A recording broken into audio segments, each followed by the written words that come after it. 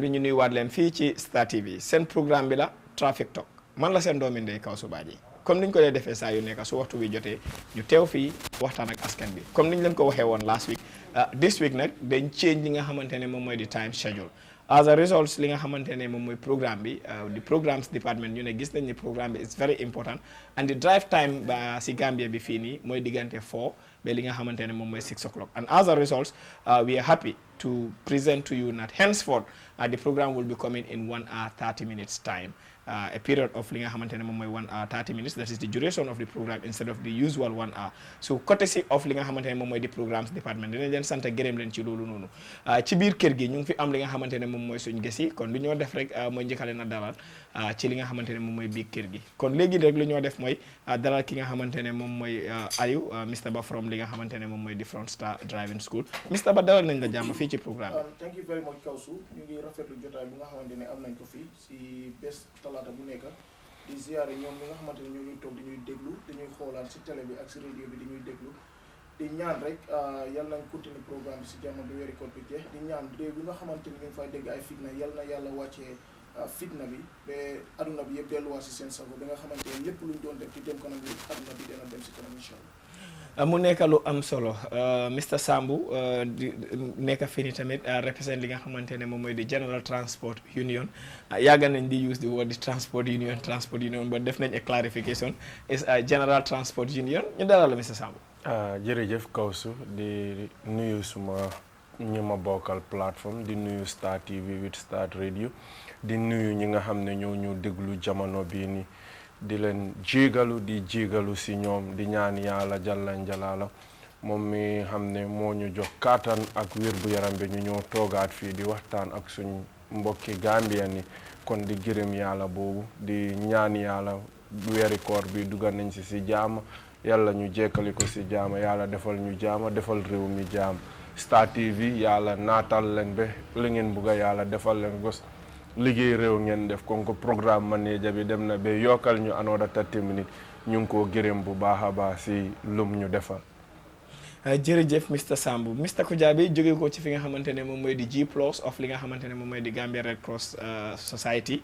moom it dalal nañ ko fii ni jàmm Mr Kujabi welcome to si plateforme bi nii. jërëjëf Kawsu maa ngi nuyu ñi ma bokkal plateforme bi di nuyu viewers ñi nga xamante ne di ma seetaan delluwaat di leen a wax ne Ramadan Mubarak. di nuyu management bi yëpp di leen a wax ne dellu si nañ si suñu Traffic Talk show bi pour dellu si waat ñu waxtaan ak askan bi li demee si wàllum Traffic Talk show jërëjëf. jërëjëf comme niñ ko doon defee rek every 2-3 weeks dinañ allocate li nga xamante ne moom mooy benn topic ñu waxtaan si because we don't just want to cover the numbers we don't just want to cover the episodes we want to make an impact si li nga xamante ne moom mooy people behavior and understanding of li nga xamante ne moom mooy traffic and as a result last week we started this episode discussing about crash helmets more specifically on li nga xamante ne moom mooy the proper usage of li nga xamante ne moom mooy crash helmet loolu lañ discuss on last week briefly this week dinañ dugga on to also li nga xamante ne moom mooy usage ak li nga xamante ne moom mooy preventive mechanisms of li nga xamante ne moom mooy crash helmet lan la li nga xamante ne moom mooy crash helmet mun a jural nit ki lan la li nga xamante ne moom mooy ñàkk koo jëfee ban loraange la mun a asil nit ki ba also façon qualities of li nga xamante ne moom mooy crash helmet loolu tamit dinañ si wax the next episode incha allah foofu lañ ko fas yéene jeexale where we want to get li nga xamante ne moom mooy reaction of ñuy jaay ak ñi nga xamante ne ñoom ñooy use li nga xamante ne moom mooy crash helmet like motorbike riders ak stuffs but this is what we want to talk about for this episode dinañ ko njëkkee rek ak ki nga xamante ne moom mooy Mr Bah Mr Bah li nga xamante ne moom mooy the importance proper usage of crash helmet its importance and also failure to do that what could possibly be the impacts. Thank you very much Kawsu comme noo ko laajtee dafa am solo lan la use crash helmet ban njëriñ la mun a amal ku nga xamante ne moo koo jëfandikoo ak ñàkk koo jëfandikoo tamit ban loraange la mun a jural nit ki foog naa loolu soo xoolee suñu laaj topic bi am na lu nga xamante ne càmbar nañ ko si waaye dinañ gën a indi leeral si lu nga xamante ne loolu ñu waxtaanee tey soo xoolee crash helmet si boppam am na façon yu bari mu am yeneen yu nga xamante ne danañ mun a cover si sa jaaw si dem si suuf waaye def dee génnee sa bët bi bàyyi sa face bi yeneen yi def dee am ba am glassware buy cover sa face bi yëpp ba mun a protect sa bopp bi waaye lan la nekk di aar si sa yaram bi moo nekk lu gën a sensitive si sa yaram bi moo nekk boppa because boppa bi yëpp foofu la nekk su fekkente ne tey comme nu ma ko waxee last programme mooy nit mun na am accident am loxo bu dama wala tànk bu dama ñu dem fixe ko wala ñu dimbali la ba nga xamante ne lu mu yàgga dangaa mun a dox waaye soo amee problème yi boppa si réew buñ nekk fii soo oytuut dana jafe de musiba bu rëy la laa jural because boppa dafa sensitive tey crash na ñu ne la jëfandikoo ko mun na laa aar si loraange mooy nga am problème yi boppa wala nga daanu wala nga am even sa buñ yi sa ba sa gémmiñ bi yëpp lu nga xamante ne moo nekk sa boppa bi yëpp mun na laa aar foofu ñu ne jëfandikoo ko si waxtu boo ko jëfandikoo waxtu bu gàtta la because ne luwaa bi ñëwut mu ne nga xëy suba sol crash helmet di war a moom wane ne yow borom motorbike ga déedéet mu ne soo koy jëfandikoo si waxtu boo koy jëfandikoo ak képp ku nga xamante ne eb nga ko mu nekk sa gannaaw war naa mun a jëfandikoo crash helmet loolu lum laa aar moo nekk mu aaral la si musiba bu nga xamante ne su amee accident am na wala am na fuñ la hitee wala daanu nga mun ngaa dem ba yàgg sa moto sa nga dugga si pax daanu sax fu lu nekk mun naa xew mun ngaa dem fekka loon bi bu nga xamante def dee rata nga dem téye break demut motorbike bi sànni la sa boppa bi dafaa dal so loolu yëpp naka la mun a muccalee waaye ñàkk koo jëfandikoo tamit lan la mun a lor tey mun nga koo xelaat tey nga ñëw soluloo crash helmet nga daanu sa boppa bi njëkk si suuf ak ku sol crash helmet boppam bi njëkk si suuf ñaari kan moo gën a nekk si kaaraange moo nekk ku ko jëfandikoo moom loraange bu mu waroon a am ñàkk koo jëfandikoo soo ko jëfandikoo loraange bu mu la mun a moccal ñàkk koo jëfandikoo loraange boobu la laay jural kon yow ku ko jëfandikoo warugal la si yow warugal bi nag man lu ma dee xool lu ma dee wax most of the time moo nekk nekkul ne sometimes luwaa bi lu mu wax waaye lan moo gën si yow. ok lan moo gën si yow ku ko jëfandikoo because luwaa def ñu fa nekkal pour mu aar ñu rek. jëfandikoo ko ñàkk koo jëfandikoo waaye kaaraange moom def ñuy sàmma pour mu dimbale ñu si suñ jëfin si suñ doxalin en tant que doomi aadama waaye yow si sa boppa doomi aadama su boppa protection nobody can protect you more than you protect yourself kenn mënut laa aar lu raw noo mun a aaree sa boppa kon yow war a dem jëfandikoo ko booy da ngaa gis léegi tey nga gis ku eb jabaram boot xale dona san spécialiste suñ mbokki poli yi da ngaa gis ku yaa ngi eb benn doom wala eb sa jabar teg benn xale seen diggante yow kenn yaa sol crash helmet ñoom du si des soluñ dara te yaa ngi daw speed bu nga xamante ne musiba du fa amoon kenn si yéen mënu si mucc. yaa ngi wax lu am solo and foofu la benn topic beneen question bi di ñëwee. mooy ne even wearing am naa crash helmet maa ngi ride a motorbike but jubluwuma ci li nga xamante ne moom mooy a police checkpoint. ma jël ko def ko ci kanami moto bi motorbike bi ride ba ma gis police checkpoint to be like about 20 meters away or 50 meters away ma doog a sol suma crash helmet bi. is it about the enforcement or the protection? non ñaar la soo xoolee fànn bi ñaar la. ok mooy tey even du crash helmet even seat belt sax suñ moto yi noonu la. even whether private la whether public transport yëpp noonu la da ngaa gis moto boo xam ne seat belt bi sax baaxul. soo demee ba jubal police mu ne la toogal si ronam. lan la mun a muccal soo toogee si ronam. lu mu la mun a aar. police bi du la am nga wax naa ko benn mbir maa ngi ko di wax ma ne nit ñi respectuñ police yi de wala respectuñ loi bi dañ ragal police yi. ok ragal police mooy soo séenee police bi mu ngi taxaw. nga def loo war a def. waaye su fa nekkul rek nga def lu la ne loolu ragal la loolu du respect.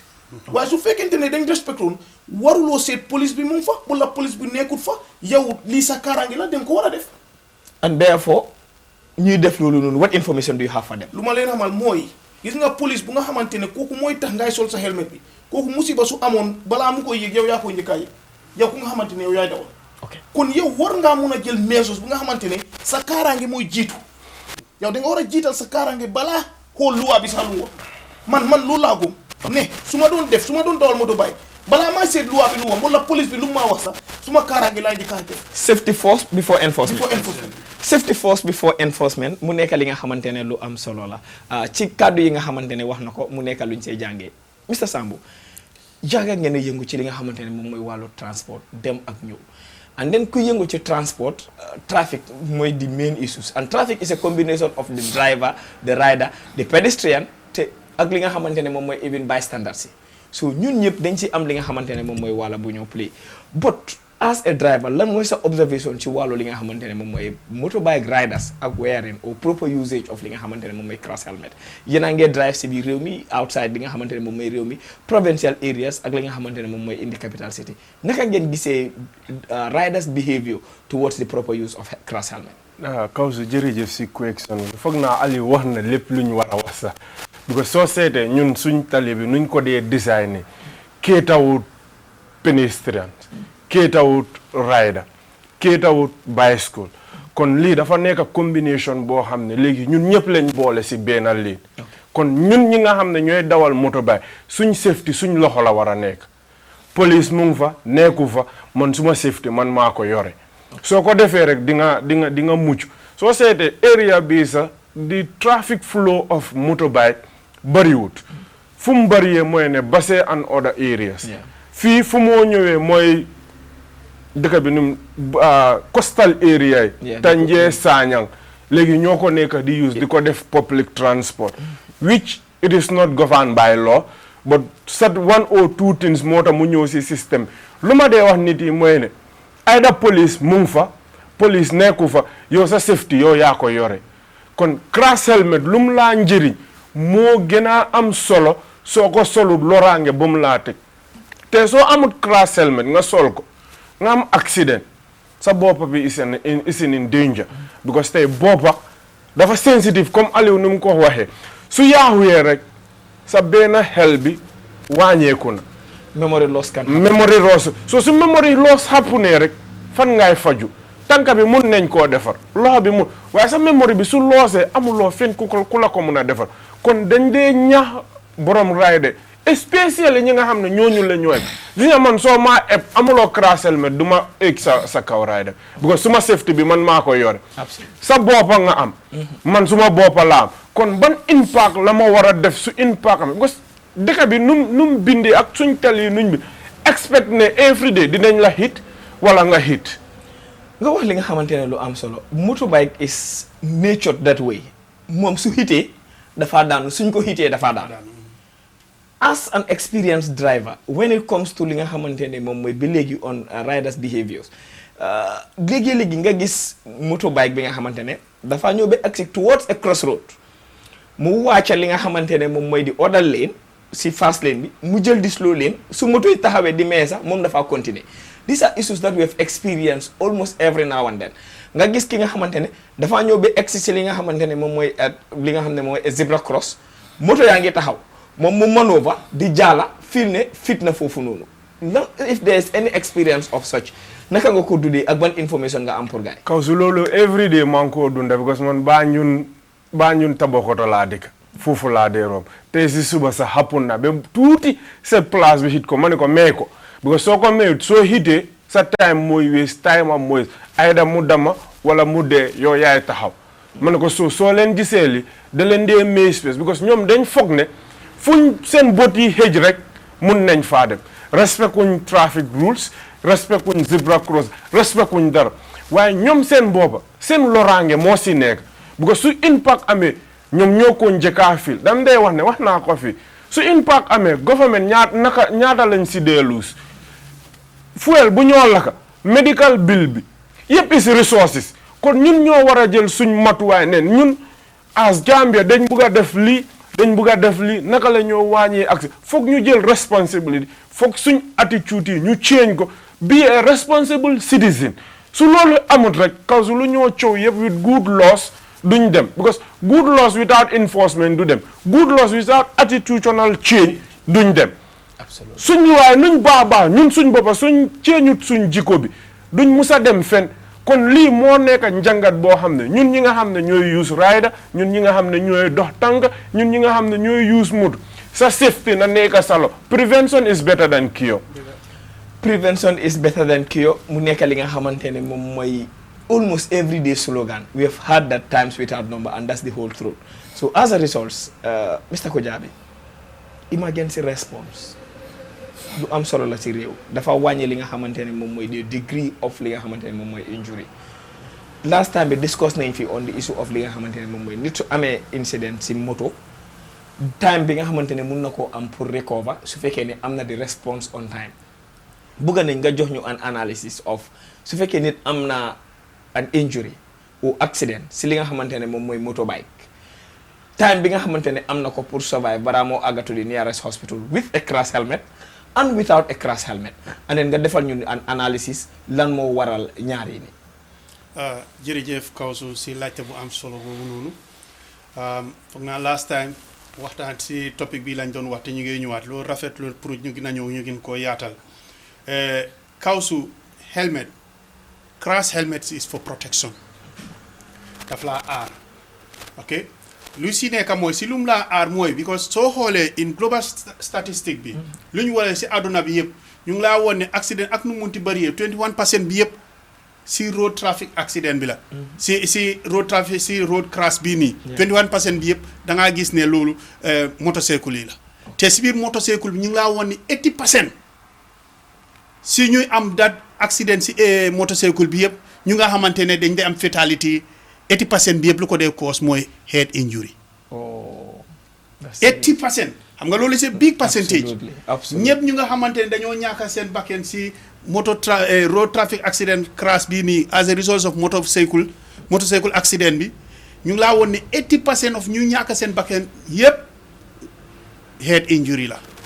kon loolu mu ngi laa woon how yes c'est huge amount. loolu dafa bëri torop. te soo xoolee di global soo xoolee road traffic accident globally is 21%. globally loolu dafa bëri because yaa ngi xool motocar accident. nga xool si véhicule si sax size si dañ ko patienté ñu génnee ko pédiatricien si dañ ko dee génne aside. animal sax with vehicles collision dañ ko dee génnee aside yooyu yëpp dañ leen percentage soo xoolee percentage boobu ñu ñëw ñu ne la out of loolu noonu ñu ne la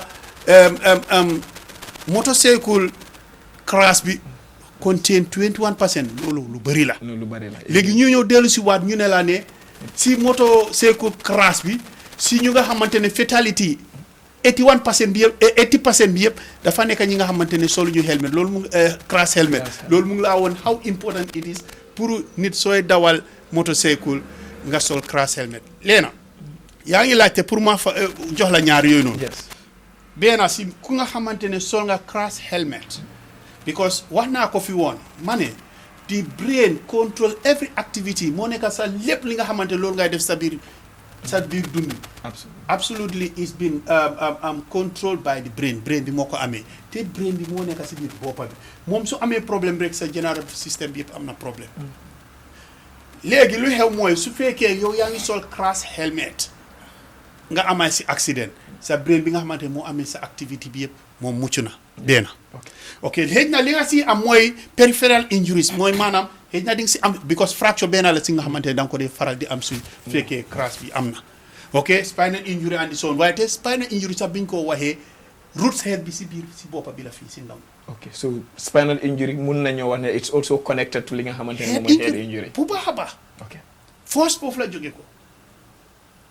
yaa ngi understand then yeneen yu si des peripheral injuries tamponade wala pneumothorax yi nga xamante ne da nga koo am because of dal bi nga xamante ne moo am yooyu yëpp dina ñëw after waaye yooyu noonu at least su fekkee a proper response am na jëlee patient bi si ground bi yóbbu ko si hôpital bi the patient can be safe ok si diggante bi waaw because of the safety precautions yi nga xamante ne moom patient muy dawal rider bi yum jël ok now it's different from ki nga xamante ne kooku solu dara because I said the importance of boppa bi même su fekkee joxut la spinal injury wala joxut la brain irreversible brain damage mun na laa jox beneen problème bi nga xamante ne memory loss temporally nga xamante attaque daf la yar very good so I don't want to get into this so much medical term bi nit yaa ngi ñu seetaan te si language buñ ko waxee su ma defee noonu I'm going to make my viewers confused waaye pour ma wàccee ko ndànka ni pour gaa ñu mun koo understand mooy loolu ne ki nga xamante ne moo sol helmet muy dawal motorcycle su accident amee kookoo neex a dimbali kooku moo am longer period of time pour make ko daan ki nga xamante ne solul helmet lu tax loolu mooy because ku sell helmet kooku muy already on protection te boppa bi si boppa moo amee every activities of the brain body so su fekkee amee nga loolu rek loolu daf laa muccal si li nga xamante ne moo nekk fatality ou yeneen disability irreversible damage yi nga xamante ne di nga ko mën a am si diggante bi. dinañ ko link gannaaw am nga expérience si li nga xamante ne moom mooy rescue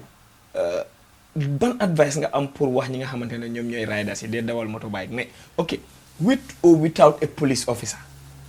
lan mooy importance yi nga xamante ne am na solo pour comme ni nga xam ne noonu nga ko waxee pour ñu use helmet because léegi yow looy wax ni it has nothing to do with the police officer because this is about personal protection. very good yooyu noonu whether police officer bi mu ngi foofu noonu o nekkul foofu noonu impact bi comes directly to ki nga xamante ne moom mooy the victim of the incident ndax moom mooy right ou kuñ ebla so as a result whether there is or there is no checkpoint how important is it for people to be wearing helmet understanding that the helmet they have to wear is not for the police officer but it is for their own good. Kawsu laaj nga ma lu amaat solo before ma ñëw foofu noonu dina am leena lu ma leeral si diggante bi very important. ok képp ki nga xamante ne da nga dee dawal rider da nga dee exposed to dust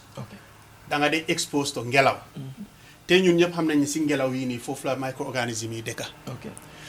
secondly da nga dee exposed to carbon monoxide mooy saxaar bi nga xamante ne mooy génn si biir moto yi te yow sooy dawal rider yaa ngi ñëw ak ngelaw bi nga taseel ak lu nga taseel ci doole nga ko dee nokkee te carbon monoxide boobu noonu is carcinogenic lépp loo dégg ñu médecine ñu ne la is carcinogenic mooy maanaam lu nga xamante ne dafa cause cancer ngelaw boobu baaxul si yow si sa lungs si waaye gis nga helmet yi nii soo ko solee am na weer boobu si lu mu laa prevent mooy ngelaw yooyu noonu ak li nga xamante ne ngaa exposed waaye léegi selatuloo helmet lu ma suma naataango mu ngi doon wax mu ne am na helmet yi nga xamante da ngaa gis nit mu sol helmet te amut weer nga sol helmet amut weer mënut laa protect si yooyu noonu so li ma ñaan askan bi mooy lii nekkul mbirum police ñoo war a taxaw enforcer la pour yow sa own protection yow sa njëriñaay sa ngañmaay la soo solee helmet is for your own personal protection last time waxoon naa ne ñu ngi respond to an emergency police bi mu ne ma si solutoon helmet luñ doon wax du doon nekka nii absolutely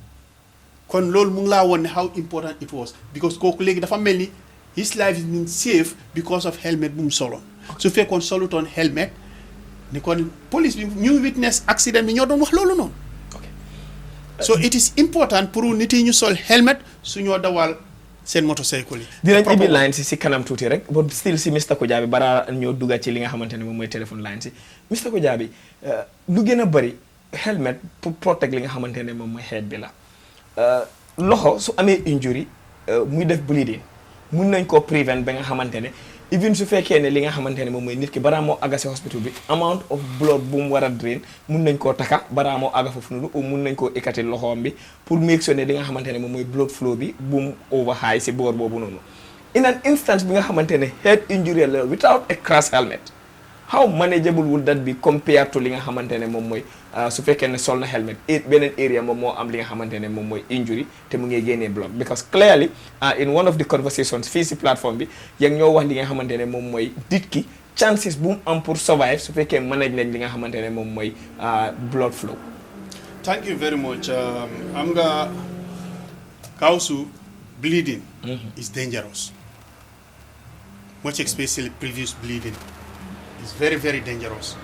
loolu ak ku munti doon soo gisee nit mu involved into an accident te mu ngee naaca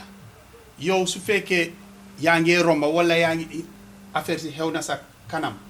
please loo munti def rek trial nga stop the bleeding mooy number one naka nga stoppé bleeding mooy improvision la ñoo def rek ida nga xaar mbubi patient bi nga malade bi nga xamante ne kooku moo involved into accident nga xaar mbubaam bi wala nga simi mbubaam bi nga jël loolu takka fi nga xamante ne foofu moo nekka di bleed pour bleeding bi mu stop because bleeding moom kenn warul ko mun a caaxaane because bleed am na yeneen ñu nga xamante ne very severe comme for example arterial bleeding yooyu within 2 minutes deret bi yëpp dafa empty so yooyu one cannot the time waste time in that waaye su fekkee mu ngi xew just stop the bleeding loolu lañ la ñaan stop the bleeding jëlaat sa téléphone koolal 1199 ko mooy ambulance service bi nga call leen wax leen ne accident am na si presse nanga bii nii within the Greater Banjul fii patient bi dafa nekk di bleed wala ku involve si accident bi dafa nekk di bleed so su boobaa ñoom dinañ xam naka la ñoo prepare ak ñoom dinañ la even advice what to do pour nga mën a dimbali borom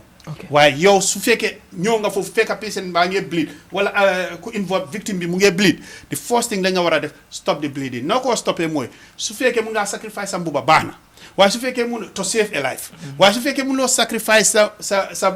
sa mbuba trial bang xootil mbuba bu wala simi ko nga jël ko teg ko si takka ko to stop the bleeding soo pare nga make a call wala while you are doing that you can instruct keneen pour ko make a call very important indeed waaw waaye léegi su fekkee kii mu ngi sol helmet wala solut helmet léegi fekk amul beneen fracture or any other injury waaye da nga suspect ne dafa am accident si road traffic accident nga fekk ko mu ngi daanu motocycle baa ngi fal mu ngi daanu kooku noonu it is very dangerous su fekkee yow amuloo xam-xam bi pour nga dem laal ko irreversible brain damage wala irreversible damage yi foofu lam day xewee bu leen ko yaakamti ne da ngeen koo ekkati yes ñun xam nañ ne Gambian si dañ am yërmande trop si façon yooyu su amee everybody wants to come and help clear intention lañ am pour jàppale la waaye ndax they have the technical know-how pour dimbali moro kooku noonu yóbbu ko si lo because yoo xamuloo the extent of damage kooku noonu sax there are way how to pick that person yóbbu ko si lopitaan bi so li ñu ne naa ñaan su fekkee ñoo ngeen ne fekk accident bi xew na borom daanoon te yoo xamuloo accident bi nu mu xewee because daf dee xew su fekkee xamulee nu mu de wala ngeen fekkee ko ngeen gis impact bi nu mu dalee bu leen ñëw roos borom ne da ngeen koo ekkati yóbbu ko si lopitaan li ñu leen a ñaan mooy force li nga def rek jëla sa téléphone bi rek call 1199 da nga am emergency response straight away ñoom ñi ñëw ak ambulance ñooñu xam na naka la ñoo ko ekkati yóbbu ko si lopitaan waaye su ngeen ko yaakamtee ngeen ekkati ko ne da ngeen koo dugal si moto bi ni gaaw la pour àgga si lopitaan fine seen intention is very clear pour jàppale ko waaye ndax méthode bi ngeen nekk di use ak waaw ndax boobu is practical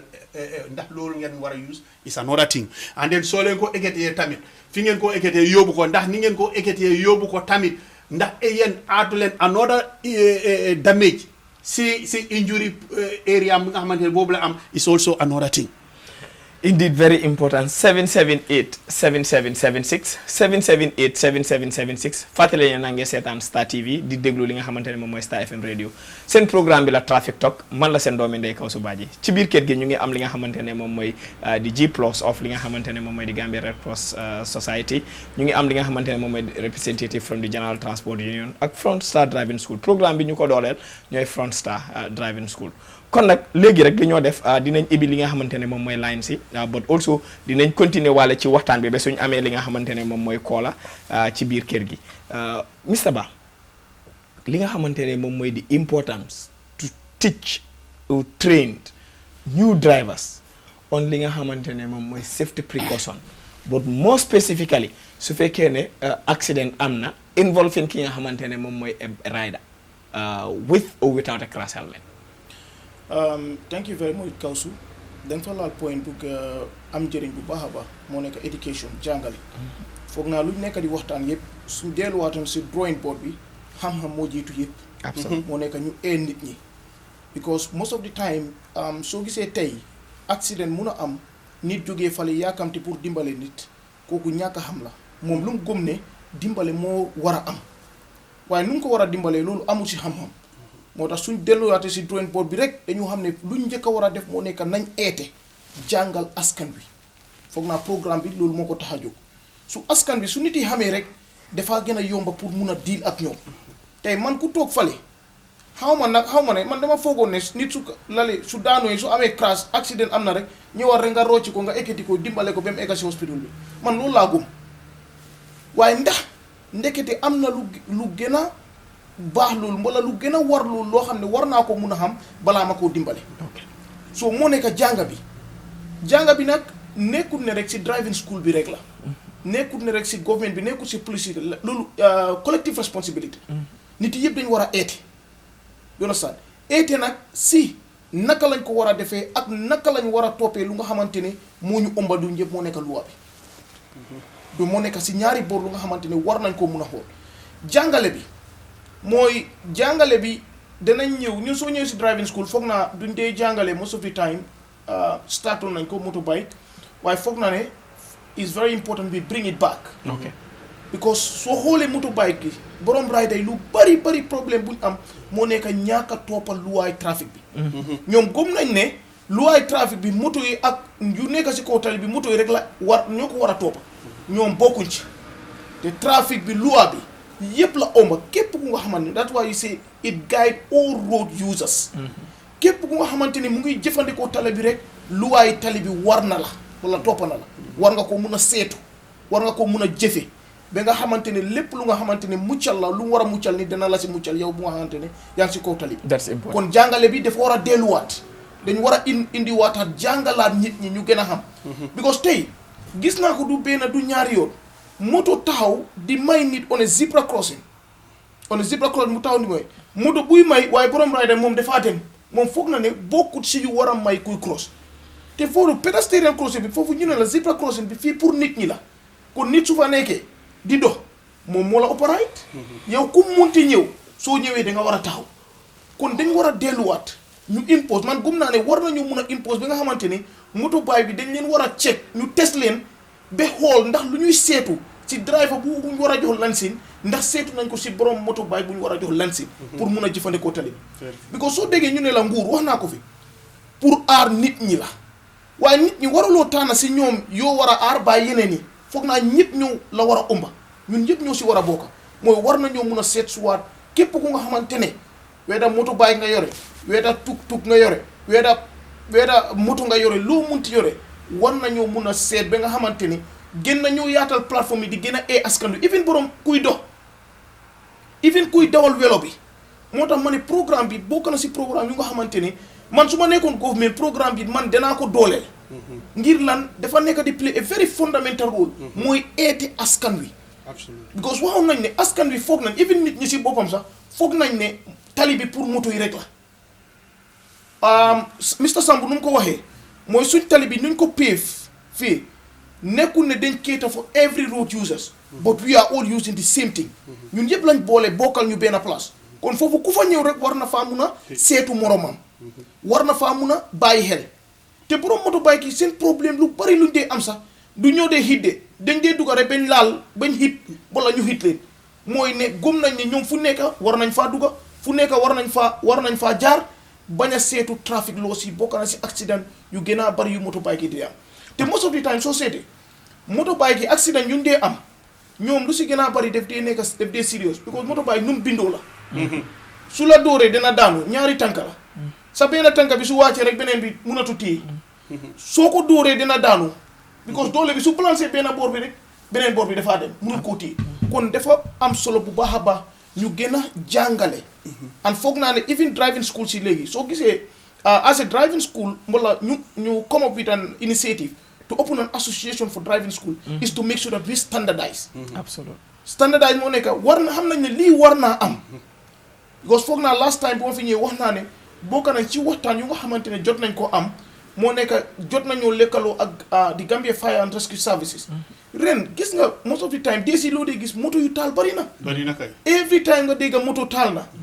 because nit yi amuñ those technical know-how pour naka lañ mun a respond at those incident at the early stage. Indeed. That is something very critical. Uniting li nga xamante ne moom mooy the driving schools, it's in the interest of the Gambians because comme li ma dee wax rek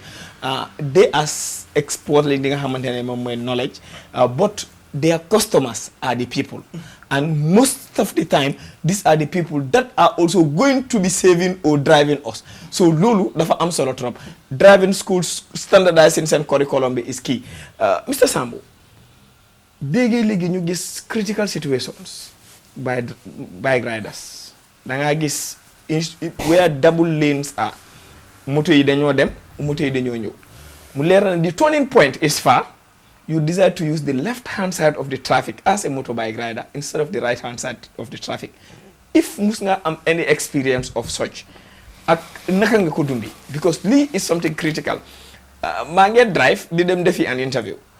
Funnily enough, on the Battle Harding Highway, ma ñëw ba toon si roundabout bi di dem ma daje ki nga xamante ne funny instead of mu dem moom tamit to the next roundabout mu toon mu ngee ñëw and then si slow lane bi instead of mu use foofu fast lane bi foofu la nekk di dem daw first yaa ngi violate secondly yaa ngi dem di jëfandikoo fi nga xamante ne moto yu fa nekk yëpp they are expected to move at between 50 60 or 70 kilometers per hour su fekkee dunda nga experience nga ko how did you live that kaw su foog naa bii dama toon rek comme que suma gars yi ñëpp dañ nekk di laaka olof dinaa toon ci suma mbokk yeah indeed man ninka is important because the program lu ñoo kaw su akumayata baake yemi ñininkare ngara biila fa nga experience mi yal na anite la duku dula manjam fa ñol e kaje rider tiyo ye mofulalo e be mon crash helmet o use inata le before just 20 meters pour roundabout zebra crossing road idunda wala e tonta kamur okay for instance moto min kanana anin speed jumale kan ni be fast leno 50 60 70 absolutely e katara world so ni da mam massima tiyoje adunta zebra crossing road ta gaton ni impacted keta jere automatically o mari be lose la life la control be la responsibility lon say massima tiyo sekul tiyo mbe la responsible ka silo buña mbe silo buña la nyaade batin hadina en katale always ask example mano ka diamu molien but Gambian wole buka karan o Gambian wole buka hakilo sorry to use that language Gambian wole buka hakilo to back because nin silo ko jang iman nyanna borla jete mi mu masim tiot because motol nin speed min kana amete febu use the slow lane ko hani mbe fast lane ole use la se ni impact ketaji ita follow le be torala janni moto tiyo be torala anu min kumayata fang amanke fang illa ride lane let because na keto nu jima fo wolom fang mo sa fono mi ya lon ko wolom aba hacholotu laji bo jama min kana ke wolom ikela ride dulale bula wolo mi nyanta borel dami e kata motol min ya lon ko wolle kana wol ka bore dami ye fan sound di jema fangola andum ikana la no mi use wolom di fast lane ti mi ya lon ko comme nga min fo drom motol ka bari de ni mi ya lon ko wolom 50 60 or 70 kilometers per hour kausu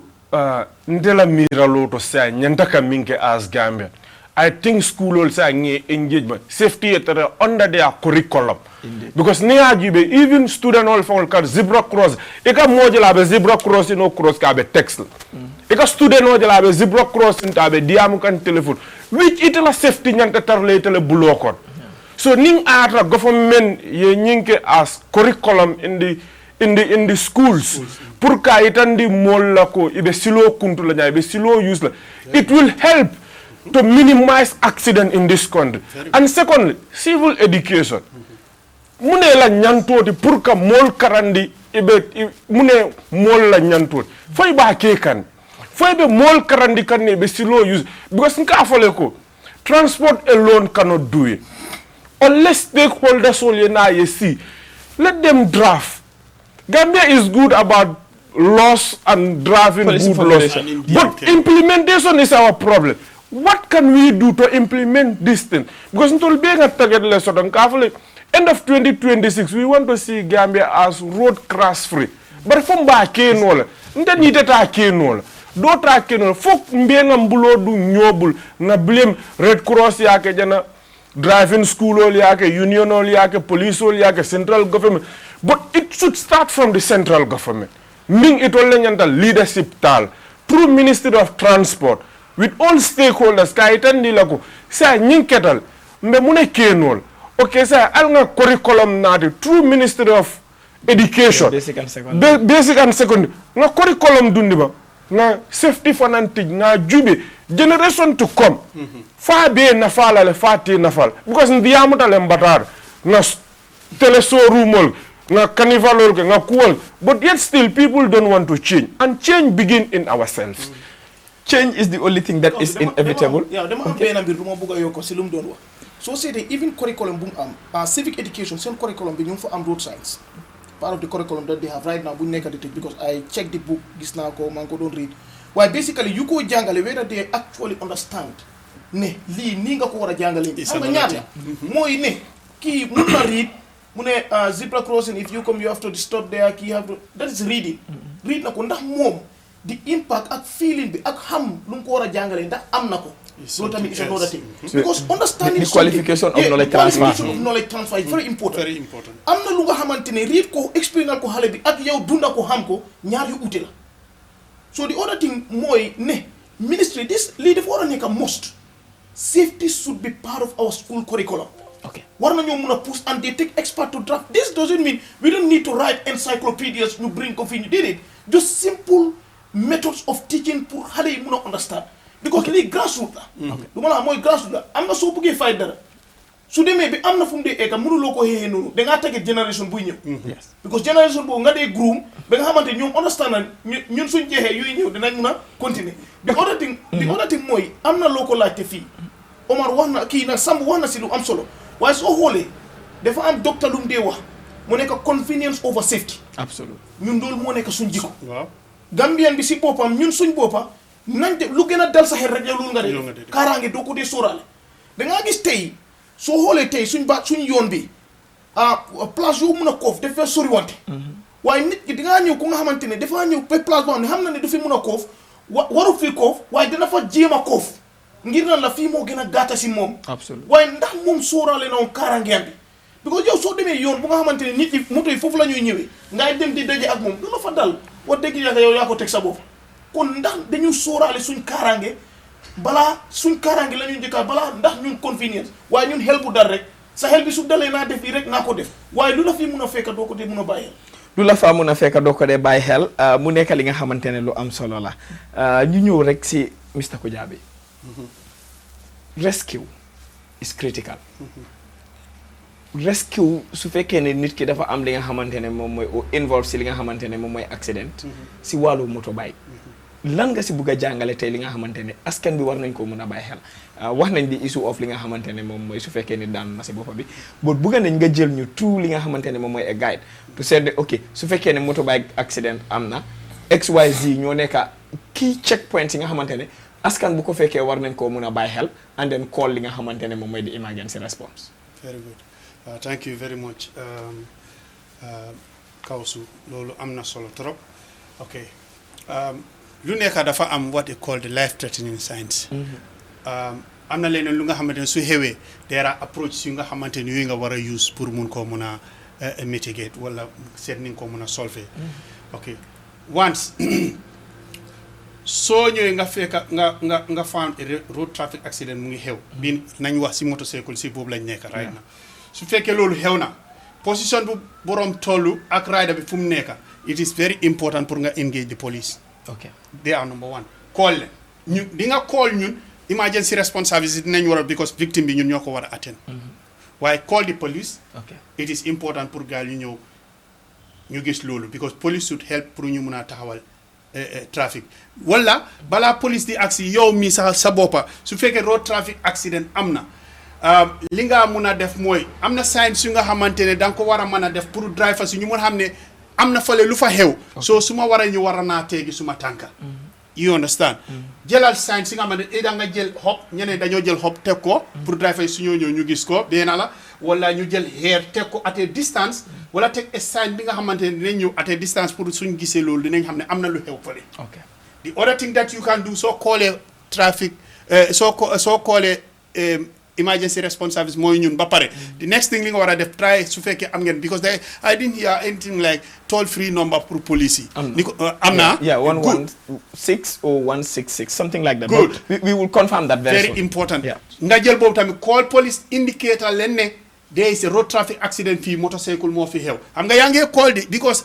accident si boppam is multi-sectoral approach la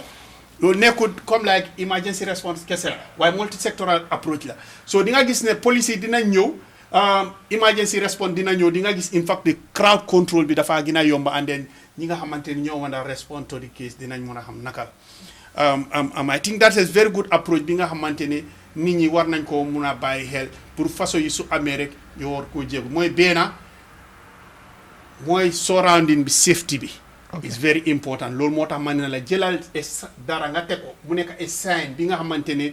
driver su ñoo ñëw dinañ xam ne am na lu xew fale ñu mun a teggi seen tànkaay balaa ñuy àgga foofu boobu benn la ñaar mooy koolal police yi wax leen ne am na lu xew sa kanam foofu noonu ñetteel bi koolal emergency response services ñeneenteel bi nga dem approach ki nga xamante moo involve si accident bi pour seet su dee bu ngee bleed wala muy tëddeen si yeneen tëdd nga xamante ne korek te fiil nga ne one or two things yu nga xamante ne di nga ko war a def wala baat bi am na nu mu toonee mun nga koo génne si position boobu soo daal mu mun a nooy mu nekk a straight position for example fii su fekkoon ne am naa kaw si dinañ war a mën a am a demonstration pratique voilà simulation set up a team nga xamante ne xëy na they will meet us at the office su ñëwee they can show some of those practical demonstration that can nga xamante ne askan bi dinañ si war a mën a jàng dinañ def stimulation exercise most likely around the mid of the month because dañ bëgg a jeexal on motorbikes and then we will get into li nga xam ne moom mooy stimulation because motorcycle dafa critical trop dafa am injuries yu nga xamante ne can be gotten from it mooy injuries yi nga fa am fracture benn la si abrasion mun naa am concussion contusion façon injury yu bëri ñoo si dee mun a xew spinal injury head injury yu bëri ñoo si dee mun a xew waaye ak bu nekka ak own way of management la loolu su amee si ground bi rek dafay gën a yomba pour fu moo dem àggee ñoo ñu mun a xam naka lañ ko mun a jëlee 778 7776 778 7776 wax nga li nga xamante ne lu am solo la emergency numbers yeneen yi nga xamante ne am nañ ko fii nii ci biir réew mi mooy li nga xamante ne moom mooy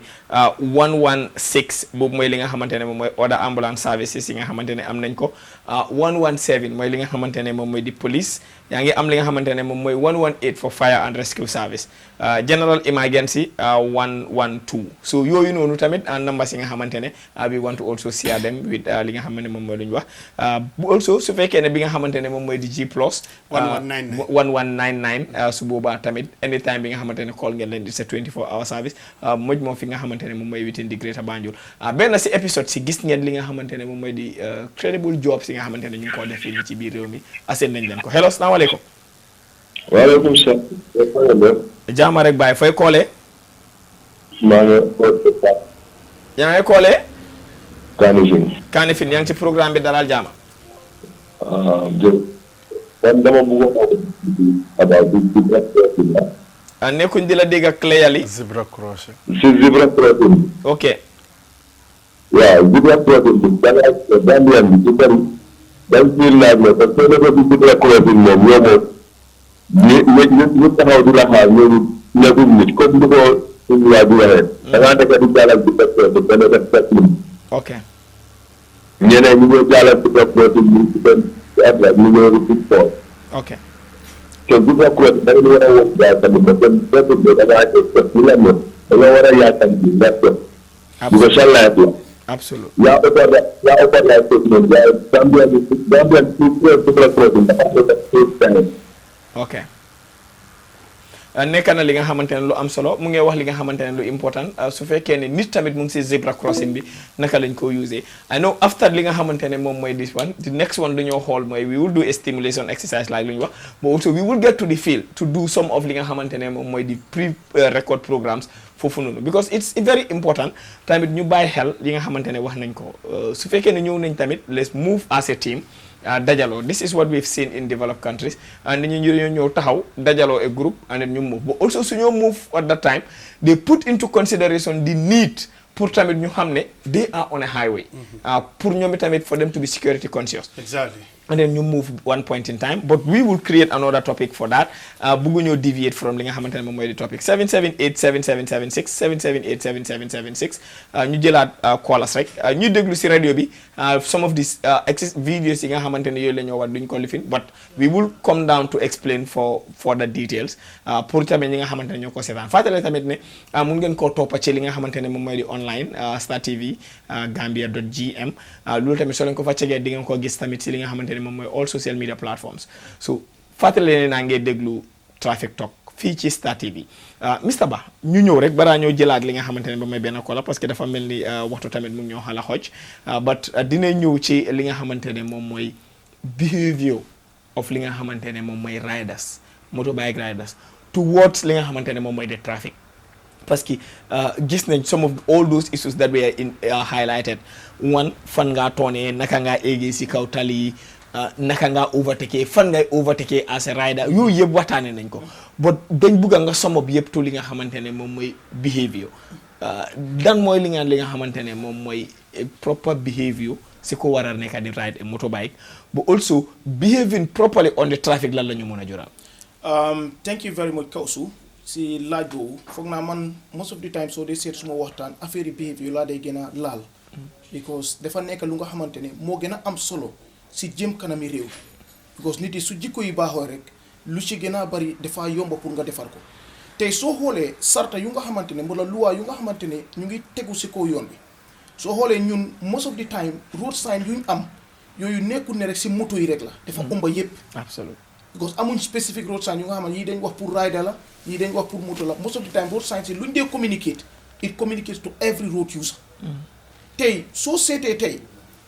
dama dee wax gars yi most of the time si driving school dama leen dee wax ma ne leen road signs yi nekkuñ fa pour ñu rafetal yoon bi dafa am laaka bu nga xamante ne boobu la ñuy wax most of the time dañ dee wax ne bala nga wax ak sa waajur mu ne xam nga yow xamuloo bët dafa jàkkaarloo ak yow wax ak yow ubbiwut gémmiñam bi waaye am na lu mu la wax waaye yow su nekkente ne xam nga mun ngaa xam ne kii lii la min road signs yi ñu ne ñoo faa uutu police yi loolu moo nekk seen liggéey dañ faa uutu police yi kon am na lu nga xamante ne bu doon police mu ngi fa waruloo koo def road signs yi soo leen gisee waroo koo def di sénti dinaa laal tuuti si even zebra crossing bi si motorbike borom motorbike sax dañ dee gis motorbike yi ñu ngi cross si zebra crossing bi soo xoolee highway bi almost zebra crossing am na space bu ndaw bu nekk diggante waaye ne motorbike yi dañ fa dee mun a jaar noonu ko dem waaye even motorbike by loi sooy zebra crossing waruloo dawal nga jaar ci zebra da nga war a wàcce di puus loolu loi la su nekkee ne dañuy toppal naka nga war a behave yow soo ñëwee da nga war a wàcc sa motorbike bi puus ba nga romba ba nga jeexal zebra crossing nga éegaat sa motorbike bi dem ngir sa kaaraange waaye the other thing mooy soo ñëwee si speed limit si yoon bi la nekk su ñu ne fii maximum speed 70 la mooy waruloo fi daw lu romba 70 yow motorbike bi yaa ngi daw 100 wala 80 wala lale nga foog ne loolu pour moto yi la déedéet luwaayi tali bi ku nekk la fa indil soo ñëwee zebra crossing the same thing la waxuñ ne moto yi soo leen ñëwee taxaw leen ba nit yi jaala ñaar la mu nekk behavior yëpp foofu la umbaat ne nit ñi ñooy jëfandikoo tali bi weeda motorbike nga weeta borom moto nga weeta doxkat bi nga pédestrian yéen yëpp yéen a bokkal luwaa yu nga xamante ne yooyu lañ teg si kaw tali bi ñu ne la sooy cross zebra crossing comme waa ji nu mu ko waxee waruloo nekk si téléphone di wax foog naa am na time bu nga xamante ne police yi defoon nañ ci vidéo King Police foog naa moom si boppam moo ko doon def ñu ngi koo tasaare ba nit ñi di xam naka nga war a behave soo nekkee si zebra crossing ma waxal la benn mbir si biir zebra crossing bi tey nit ki su mooy cross zebra crossing fekk jeexalut ko benn moto wala benn borom moto amul right sax daay fee ko beneen boobu te def di am si Gambie nga gis ku eeg si zebra crossing di dem su mu eega si digga fekk moto bi koof na jaaree beneen bi because jeexal na en boobu balaa muy jeexal fekk koof na ko bàyyi loi su nekkente ne toppa nañ loi zebra crossing ku eeg si zebra crossing mun naa ñëw ba si digga faate dara mu delluwaat loolu loi may na ko loi zebra crossing mun naa dem ba si digga xelaat ne am na lu mu faate mu delluwaat te fekk mu ngi si kaw zebra crossing bi te loolu dooleem la moom ku nga xamante ne mooy dox